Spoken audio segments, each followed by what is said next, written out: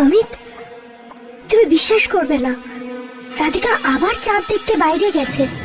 তৃতীয়বার? হ্যাঁ হ্যাঁ, তৃতীয়বার। সোনালি, তুমি রাধিকার ব্যাপারে কি বা জানো যে ওকে সাথে করে নিয়ে এলে? অমিত, এই ব্যাপারে আমরা আগেও কথা বলেছি, তাই না? আর আমি তোমায় বলেও ছিলাম যে আমি ওর ব্যাপারে আর কিছুই জানি না। প্লাস ইন্টারনেটে বন্ধুত্ব হয়েছিল, আর তারপর ওর ইন্ডিয়া আসার প্ল্যান হয়ে গেল। এবার আমি সাহায্য করব না সেটা তো বলতে পারি না, তাই না? যদি কোনো টেররিস্ট হয় তাহলে তখন কি করবে? কি? অমিত, তুমিও না? ও আমাকে ডাকেনি। ইনফ্যাক্ট ও তো শুধু এটুকুই চাইছিল যে কেউ এসে ওকে এয়ারপোর্টে রিসিভ করুক আর হোটেল পর্যন্ত পৌঁছে দিক। আমি তো জোর করলাম ওকে যে তুমি আমার বাড়িতে থেকে যাও।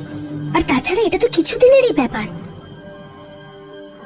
রাধিকা যেভাবে ইন্টারনেটে আমার সাথে চ্যাট করতো তার থেকে অনেক আলাদা, মানে একদম ভয় পেয়ে আছে। আর জানি না কেন ও বারবার খালি চাঁদ দেখার কথা বলে। I don't know, it's funny না? মনে হয় ও চাঁদ দেখার জন্য আর কালকে গ্রহণ নিয়ে একটু বেশি এক্সাইটেড। রিয়েলি। অমিত, ও এসে গেছে, আমি একটু পরে কথা বলছি। হ্যাঁ,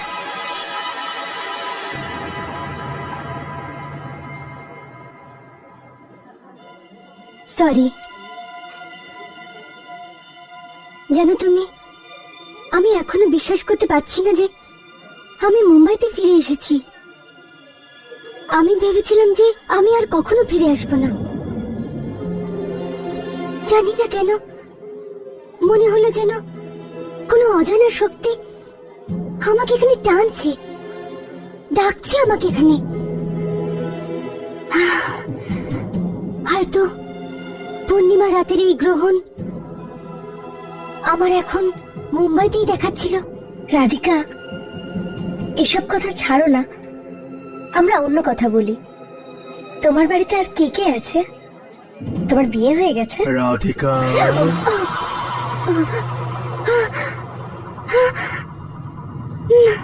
জানি না কেন এখানে ডাকলাম। তুমি আমাকে কিছু বললে?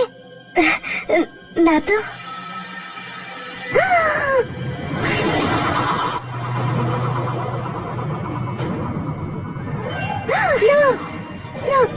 এটা হতে পারে না। দেখো দেখো, আমি তোমার শহরে ফিরে এসেছি। তুমি যেমন চাইছিলে আমি সেরকমই করেছি। এবার প্লিজ আমায় ছেড়ে দাও, প্লিজ আমায় যেতে দাও। আমি সত্যি তোমায় সাহায্য করতে চেয়েছিলাম কিন্তু করতে পারিনি। প্লিজ আমায় ক্ষমা করে দাও, প্লিজ আমায় ক্ষমা করে দাও। এখন তুমি এত বছর বাদে এই একটা ভুলের শাস্তি দিচ্ছ আমাকে। কেন আমার পিছু নিচ্ছ? কেন লেগে আছো আমার পিছনে? রাধিকা, চলো এখান থেকে। Sorry sorry everyone. Radhika please চলো। আমার পিছু ছেড়ে দাও, দেখো আমার পিছনে আসছে। ছেড়ে দাও আমাকে, আমার পিছনে। রাধিকা, সামলাও নিজেকে, চলো।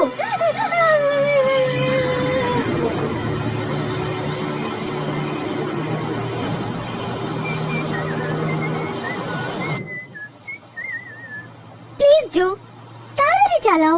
এত আস্তে চালালে আমরা কখনোই মুম্বাই পৌঁছবো না। একটু জোরে চালাও ইয়ার, আমাদের লেট হলে চলবে না। Relax Anna, relax. এতই বা তারা কিসের? এত বছর হয়ে গেছে আমাদের বিয়ের। কই আগে তো তুমি মুম্বাইতে ফিরতে চাইতে না। জানি না হঠাৎই প্ল্যানটা কেন করলে তুমি? এরকম কিছু না, আমাকে ব্যাস আজ রাতের মধ্যে মুম্বাই পৌঁছতেই হবে।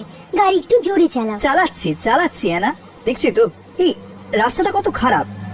আমি আগেই বলেছিলাম তোমাকে ফ্লাইটের টিকিট বুক করে নেই। জানি না তোমার কিসের এত তাড়া ছিল। গাড়ি থামাও, থামাও গাড়ি। হ্যাঁ, এখানে এই নির্জন রাস্তায়, এই চারিদিকে জঙ্গল। আমি বলছি গাড়ি থামাও।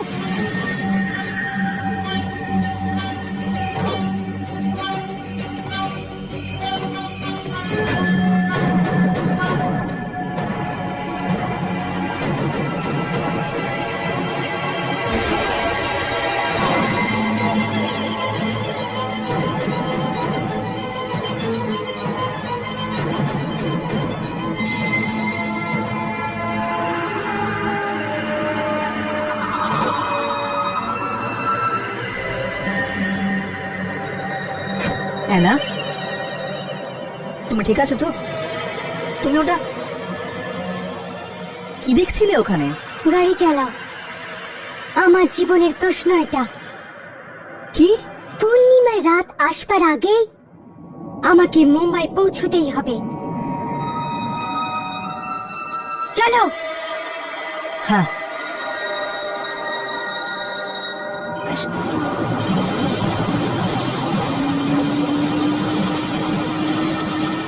Okay, definitely, sir. Definitely.